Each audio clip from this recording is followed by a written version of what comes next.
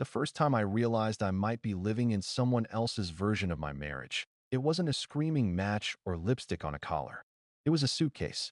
One of those hard-shell carry-ons sat by the front door like it had always belonged there, already zipped, already tagged, and somehow not meant for me. I remember standing in the hallway in my socks, coffee cooling in my hand, staring at that suitcase and feeling a quiet, inexplicable wrongness settle in my chest. I didn't know the details yet. I didn't know names or plans or how deep it went. I just knew that the air in the house felt staged, like everyone had rehearsed a scene and I'd missed the meeting. That was the morning everything finally snapped into place. We'd been married 21 years.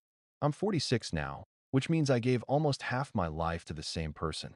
In the early days, it was easy to tell ourselves we were building something solid.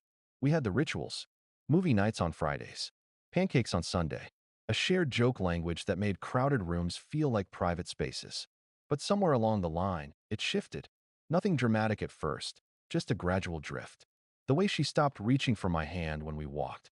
The way conversations turned into logistics. The way I started getting thanked for providing instead of being loved for existing. I'm not blind.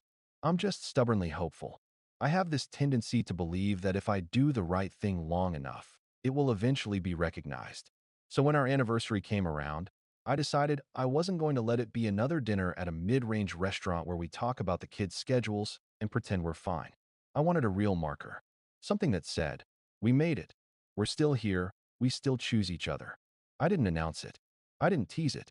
I just made a plan. I booked a trip to the Greek islands, Santorini specifically. Not the 2 nights, budget hostel, eat gyros on a curb kind of trip. I'm talking a cliffside suite with a private plunge pool, breakfast delivered to a terrace, the whole absurd postcard experience. It was expensive, embarrassingly expensive. About $9,800 all in between flights, hotel, transfers, a boat day, and a couple fancy reservations. I'm not the kind of guy who drops that kind of money casually. I work as an estimator and project manager for a commercial construction firm. It's not glamorous. It's long hours, constant problems, and a steady stream of people asking you to perform miracles on deadlines that make no sense. My job is basically to keep projects from collapsing, financially, structurally, politically, while everyone else argues over whose fault the cracks are. I picked up extra work for months, took weekend calls, stayed late to close out bids. I'd come home and still be answering emails while the kids ate dinner. I told myself it was temporary, that the sacrifice would convert into something meaningful. My wife, Natalie, runs a small interior styling business. She started as a side hustle, helping friends stage homes, then turned it into a real thing. She's good at it. She has taste. She can walk into a bland room and rearrange it like she's solving a puzzle. She also spends a lot of time on her phone. At first, I didn't think much of it. Everyone does now. But over time, her phone became the place she smiled. Not at me, not at the kids. At the screen. We have 2 children. Ethan is 15, quiet, smart, the kind of kid who can disappear into a game or a project and be perfectly content.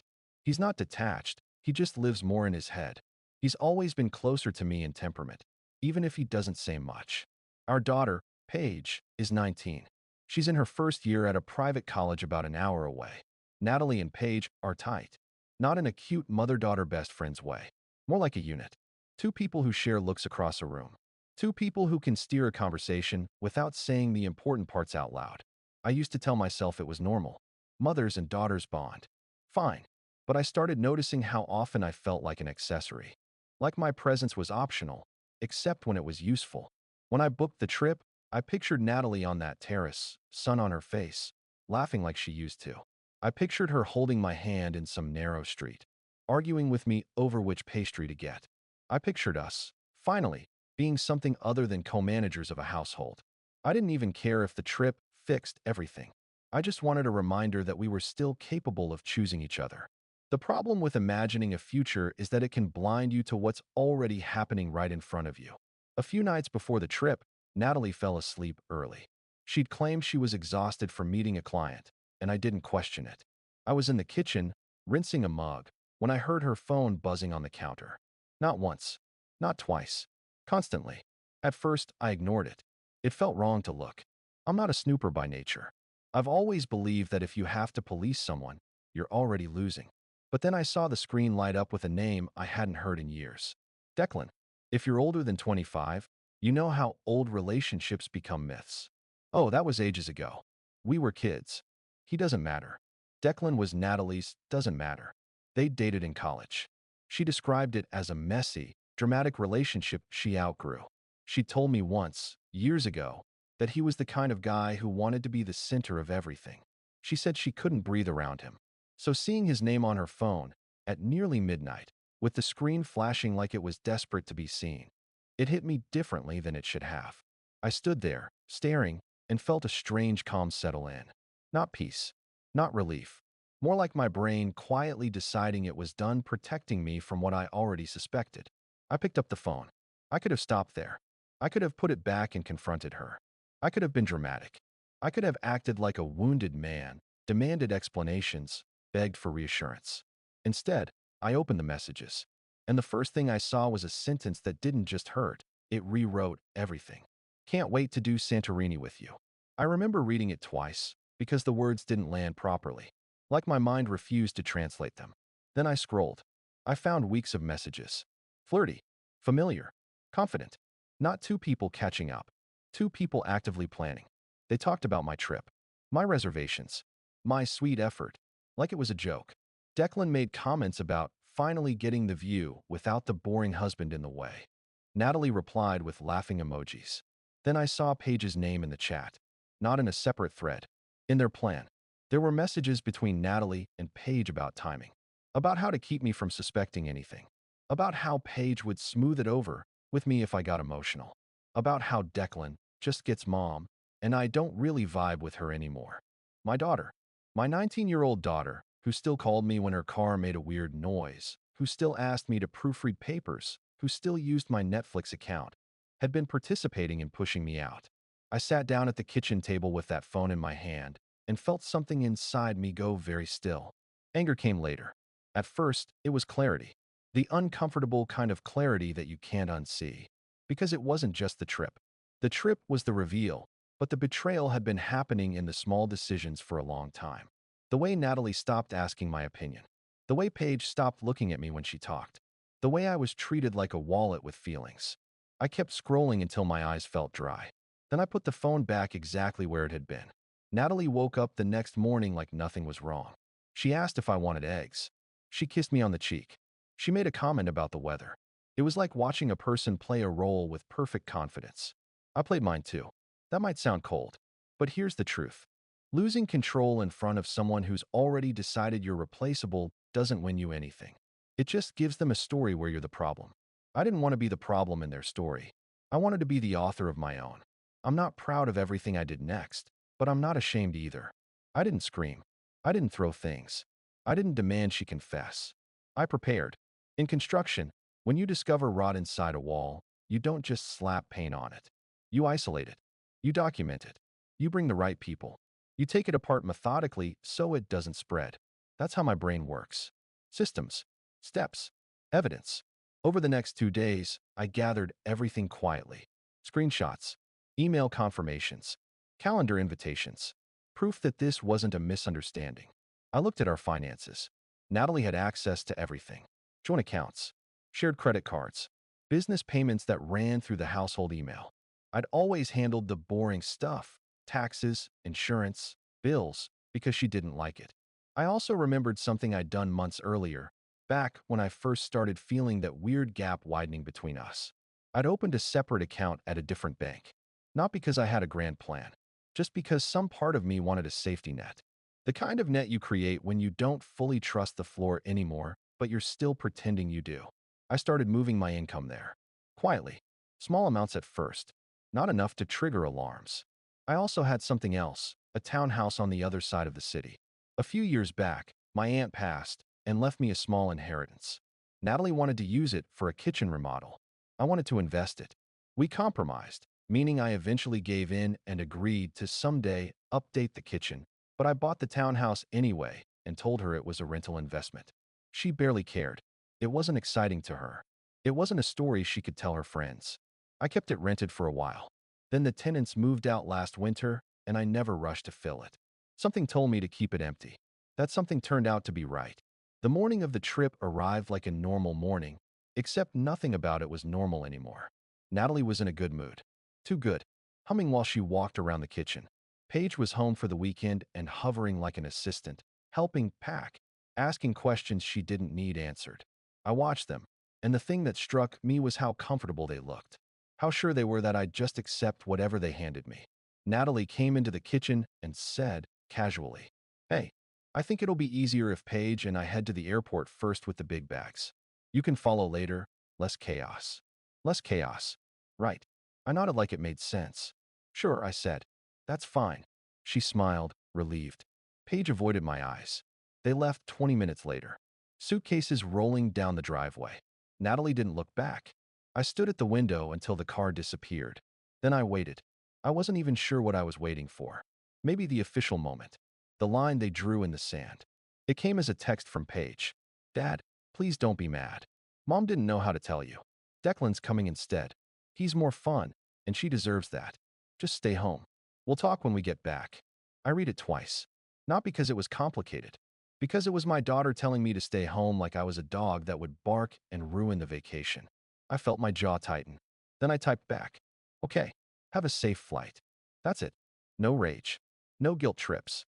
No begging. Silence is terrifying to people who expect noise. I set the phone down, stood up, and started moving.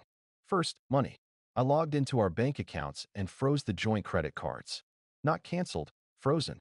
There's a difference. Frozen means I can unfreeze if I need to, and it doesn't give them immediate time to react. I transferred what I legally could into the separate account. I left enough in the joint account to cover automatic bills for the next week because I didn't want her to claim I endangered the household or tried to punish the kids. I wasn't trying to be cruel. I was trying to be clean. Second, security. The house we lived in was in my name. Not because I planned it that way, but because I bought it before we got married and we never changed the deed. Natalie had decorated it, filled it with her choices, but legally, it was mine. I called a locksmith I'd used before. I didn't explain the personal details. I just said I needed the locks changed today, and it was urgent. I also called the home security company and had the camera access rerouted. Natalie had the app on her phone. Not anymore. Third, the kid. Ethan didn't know anything. He was upstairs in his room with headphones on, living in his digital universe where parents exist as background noise. I went up, knocked, and leaned on the doorframe. "Hey," I said. He glanced up, annoyed in the lazy way teenagers get annoyed. "What?" "Pause it," I told him. "I need to talk to you." He rolled his eyes, but when he saw my face, the eye roll stopped halfway. He pulled the headset off. "What happened?" I sat down on the edge of his bed and told him everything. Not with dramatics. Not with blame. Just the facts. He listened without interrupting, his expression slowly changing from confusion to disbelief to something harder. When I finished, he stared at the wall for a second. Then he said quietly, "That's messed up." I nodded. "I'm not going to chase them," I said. "I'm not going to beg. But we're not staying here while this turns into a circus." He swallowed. "Are we leaving?" "Yes," I said. "You and me. Today." He didn't argue. He just nodded once, like he'd been waiting for permission to choose a side without feeling guilty. "Okay," he said. "What do I take?" "Essentials," I told him. "Clothes. Stuff you care about. Computer if you want. Anything you don't want accidentally broken in the next week." That got his attention. He stood up immediately and started pulling drawers open. While he packed, I went back downstairs and started boxing things that mattered to me. Not much, honestly. A few framed photos. My father's watch. Paperwork. Tools. I didn't touch Natalie's things. I didn't want the image of a man tearing through the house like a thief. I just removed myself. Cleanly. By noon, we were loaded into my truck. Ethan had his desktop tower strapped in with a seatbelt like it was a baby. It would have been funny if I wasn't numb. I drove us to the townhouse. It wasn't glamorous, but it was quiet. It was mine. It was empty of Natalie's fingerprints. Ethan walked in, looked around, and said, "This is actually nice." "Yeah," I said. "It is." We set up a basic living arrangement. He claimed a room, plugged in his PC. The normalcy of him caring about his setup almost helped. Almost. The first calls came from Natalie while we were unpacking. I watched my phone light up. Then Paige's number. I didn't answer. I wasn't trying to punish them with silence. I was trying to stop myself from engaging in a conversation where they'd pull me into defending my own dignity. An hour later, I logged into the airline account and canceled the flights. Not just mine. All of them. People always ask, how could you cancel it if she had her own ticket? Because I booked it. Under my account. My card. My confirmation numbers. The trip existed because I made it exist. I also contacted the hotel. I didn't nuke it dramatically. I simply changed the reservation, reduced it to 2 nights instead of 10, and moved it to a standard room. Non-refundable parts stayed non-refundable because that's how travel works. But the fantasy version, the private plunge pool, the terrace, the expensive package, was gone. If Natalie wanted to go to Santorini with her ex, she could do it without the champagne version I built for my marriage. Then I turned my phone to silent and went back to unpacking. Late that afternoon, a notification popped up. Someone was at my front door. I opened the camera feed. Natalie stood there with Paige and her mother, my mother-in-law, plus a locksmith hovering awkwardly like he could feel the tension through the air. My mother-in-law has never liked me. She's always been polite in public. Smile, compliments, light conversation. But there's a look she gives when she thinks you're not enough, and she's been giving me that look for 21 years. She was gesturing at the door like she owned it. Natalie looked furious. Paige looked uncertain, like the reality of what she'd done was starting to sink in. I watched the locksmith lean toward the lock. I had already called the non-emergency police line earlier, told them I was changing my locks, and that there might be someone attempting unauthorized entry. So when the patrol car pulled up a few minutes later, I wasn't surprised. I couldn't hear the audio, but I didn't need to. I saw Natalie's hands moving fast, her posture defensive. I saw my mother-in-law point at the house like it was an argument. Then I saw the officer gesture for the locksmith to step back. The locksmith left. The car stayed for a few minutes. Then Natalie and Paige got into their vehicle and drove off. Ethan, who had wandered into the living room, watched with me. He shook his head. Mom really did that. Yeah, I said. She did. He stared at the feed a second longer. You're not going to let her back in, are you? I looked at him. Would you respect me if I did? He didn't answer immediately. Then he said, no. And that was the first honest thing I'd heard all day. That night, Natalie finally sent a message that wasn't a demand. We need to talk like adults. It was almost funny. Like adults always means please ignore what I did and let me manage the consequences. I replied with one sentence. You can talk to my attorney. I didn't have an attorney yet, but I knew I would by morning. The next week moved fast. Too fast. Like my life had been sitting on a shelf and someone had shoved it off. I hired a lawyer. I gave him everything: screenshots, timestamps, booking receipts, proof of the affair, proof of planning, proof of financial irregularities. Because yes, while I was looking at our accounts, I found things. Not dramatic stolen millions. Just a steady leak. Business expenses. Vendor payments. Transfers that didn't match invoices. It added up over time, and once you see the pattern, you can't unsee it. Natalie had been siphoning money slowly. Not enough to trigger immediate suspicion. Enough to build a cushion. I wasn't shocked. Mostly, I was angry at myself for being the kind of man who assumed love meant trust by default.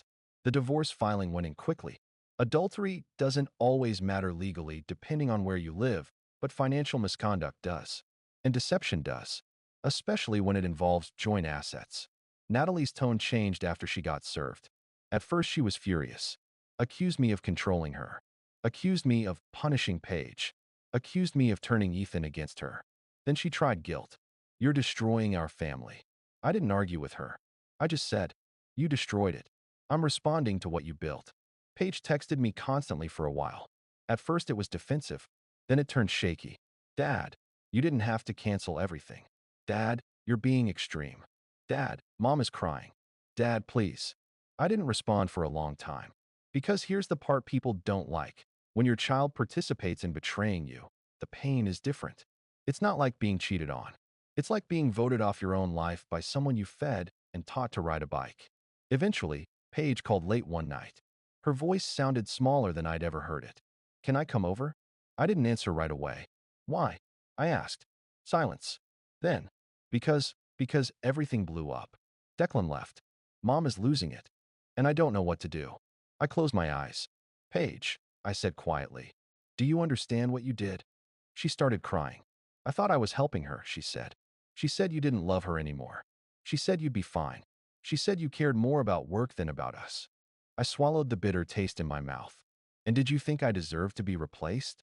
I asked. She sniffed. I didn't think of it like that. That's the problem, I said. You didn't think of me as a person at all. She didn't answer, just sobbed. I could have slammed the door emotionally right then. Cut her off. Declared she'd made her choice. A lot of guys in my position would have done that. But Paige is 19. That's old enough to know better, yes. But it's also young enough to be manipulated by the parent you feel closest to. And Natalie is persuasive. Natalie can make you believe a story if she wants to. So I told Paige she could come to the townhouse, on conditions. No lies. No minimizing. No, but Mom felt lonely. If she wanted to be in my space, she had to face what she participated in. She arrived the next day with a duffel bag, eyes swollen. Ethan didn't speak to her. He walked past her like she was a stranger.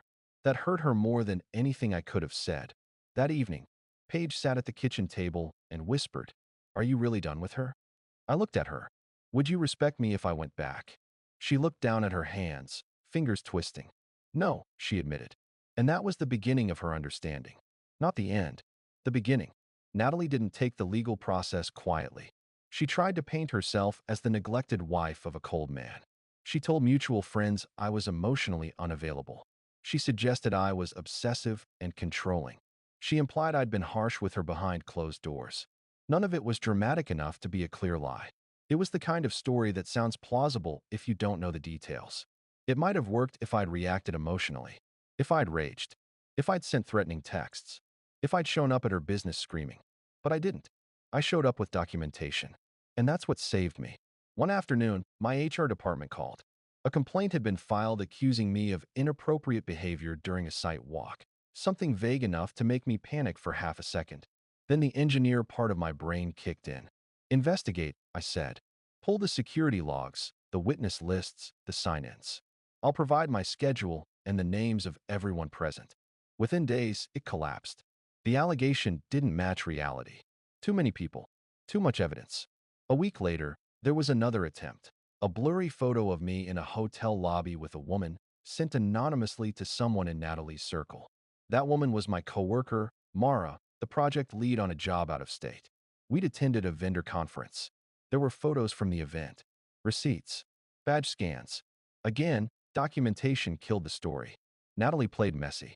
I played clean. In the middle of all that, Declan tried to contact me. Not from his main number.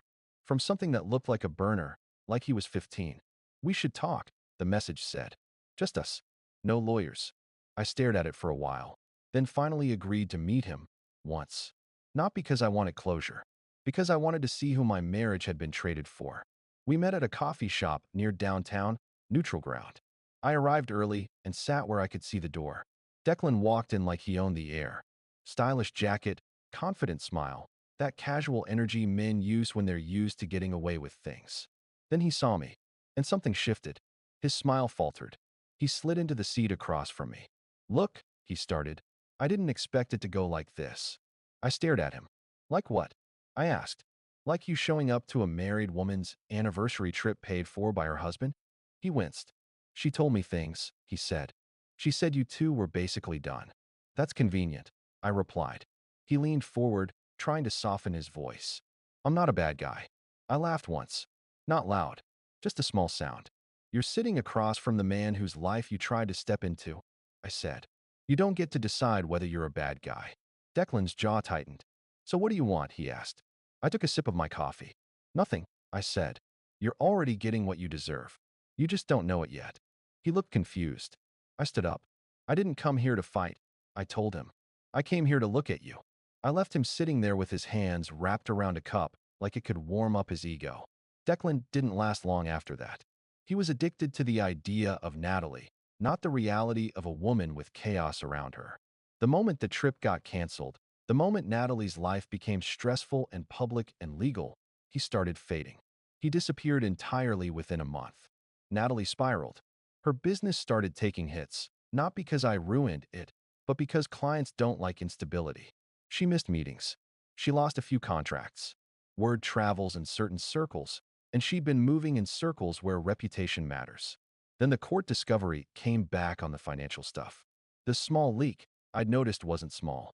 Over 2 years, Natalie had shifted almost $60,000 through various channels, some into an account in her name, some into cash withdrawals labeled as vendor payments, some into a joint fund she'd set up with Paige under the guise of tuition. My lawyer laid it out in a spreadsheet that looked like a crime scene. When Natalie saw it during mediation, she went pale. Her attorney tried to argue it was confusion and poor record keeping. My lawyer asked calmly, "So she accidentally moved tens of thousands of dollars into an account she didn't disclose?" Silence. That was the turning point. Up until then, Natalie believed she could emotionally outmaneuver me, paint me as harsh, paint herself as wounded, make me look like the villain. But money is factual. Dates are factual. Transfers are factual. And once the facts were on the table, her story didn't hold. Around that time, Paige got a letter from her school about tuition. Natalie had promised she'd cover it. Paige had believed her. When the bill came, Natalie panicked. She called me. "George," she started, voice shaking. I hadn't heard her call me George in years. She used to call me that when she wanted something. "I can't do this," she said. "Paige's tuition." I cut her off. "Paige is an adult," I said, "and you dragged her into this." "She's your daughter," Natalie snapped. "So is Ethan," I replied. "And you were fine burning his family down." I told Natalie that Paige could transfer to a state school if she needed to. Paige had scholarships. Paige would not be stranded. But Paige would also learn that actions have consequences. Paige screamed at me the night she found out.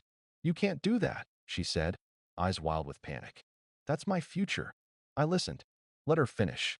Then I said quietly, "My future was the marriage I thought I had. You helped your mother replace me with her ex, and you did it with my money. You don't get to scream at me about future like you're the victim here." Paige's face crumpled. She tried to argue, but no words came out. That was another turning point. Not in the legal process, inside her. She finally started to see herself in the story as a participant, not just as someone caught in the crossfire. The court ruling came months later. Not dramatic, not cinematic, just paperwork and percentages. Natalie walked away with a reduced portion of the marital assets due to the financial misconduct. The court ordered repayment measures. Some of the money she siphoned was offset against settlement amounts. The house, my house, stayed mine, though I ended up selling it anyway. Not because I had to, because I couldn't live in it anymore without feeling like I was walking through a museum of someone else's decisions. I didn't smash things. I didn't hire a crew to tear out marble fireplaces in a fit of rage. That wasn't me. I just emptied it. Room by room, I removed the life that no longer fit, and I put it on the market. A clean sale.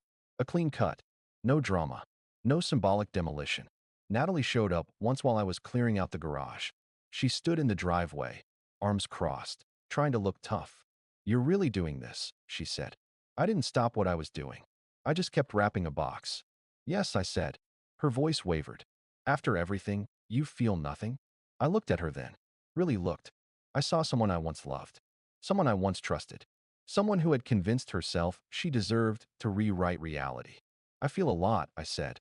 "I just don't feel obligated to protect you from it anymore." She started crying, not the soft kind, the angry kind. "I made a mistake," she choked. "No," I said. "You made a plan, and it didn't work." She flinched like I'd hit her. I didn't say anything else. I didn't need to. I carried the box to my truck, closed the tailgate, and drove away. Life didn't become perfect after that. It became honest. Ethan adjusted faster than anyone. He's quiet, but he's observant. He started talking more at the townhouse, like the pressure in his chest had eased. He and I ate dinner together most nights. We watched movies. We built a new routine that didn't include pretending. Paige struggled. For a while, she hovered between loyalty to her mother and guilt toward me. She'd defend Natalie in one breath and apologize in the next. I didn't fix it for her. I didn't soothe her out of discomfort. She needed to sit in what she'd done long enough to understand it. Eventually, one night, she asked me something that surprised me. "Why didn't you scream?" she said. "Like, why weren't you furious?" I thought about it. I said. "I am. But if I had exploded, you would have told yourselves that's why you did it. You would have made me the reason." She stared at the table. "So you, what? You just decided to be calm?" "No," I said. "I decided to respect myself. That's the transformation, if you want the neat version. At the beginning, I was a man who thought love could be earned through effort. A man who believed that being useful would eventually make him valued. A man who kept showing up even when he was being quietly erased.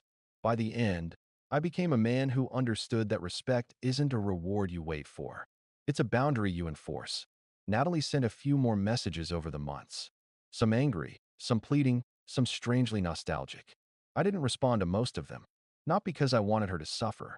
Because I knew that every time I engaged, I gave her a piece of my attention that she no longer had the right to. The last time I saw her was at a mediation follow-up. She looked tired, smaller, less polished, like the story she'd told herself had finally collapsed under the weight of reality. She looked at me and said, quietly, "I didn't think you'd actually leave." I met her eyes. "I didn't think you'd actually replace me," I replied. She blinked, like she'd never let herself imagine how that sentence would sound out loud. After that, we signed the last papers, and she walked out. Ethan and I went home to the townhouse. Paige sat in the back seat, silent, and for the first time in months, she didn't feel like an enemy or a pawn. She felt like a kid who'd made an adult mistake and was finally living with the cost. That night, after dinner, Ethan was in his room gaming. Paige was in the living room staring at her phone, and I stood on the small patio outside with a cheap beer and looked at the streetlights. It wasn't romantic. It wasn't triumphant. It was quiet. And for the first time in a long time, the quiet didn't feel like loneliness. It felt like space. Space to rebuild something that didn't require me to beg to be included. Space to stop performing. Space to be a person again, not just a provider. I don't know what Natalie tells herself now. Maybe she still thinks I was too cold. Maybe she thinks I overreacted. Maybe she blames me for not forgiving her quickly enough. People rarely accept consequences without rewriting the story. But I know what happened. I know how it felt to book a trip as an act of love and realize I was funding my own replacement. I know how it felt to read my daughter's text telling me to stay home like I was disposable. I know how it felt to choose calm not because I didn't care, but because I cared enough about myself to not give them the meltdown they expected. And I know what it feels like now, months later, to wake up in a smaller place with fewer illusions and more dignity. It's not happiness in the fairy tale sense. It's stability. It's clarity. It's self-respect. And honestly, after what I lived through, that feels like the first real foundation I've stood on in years.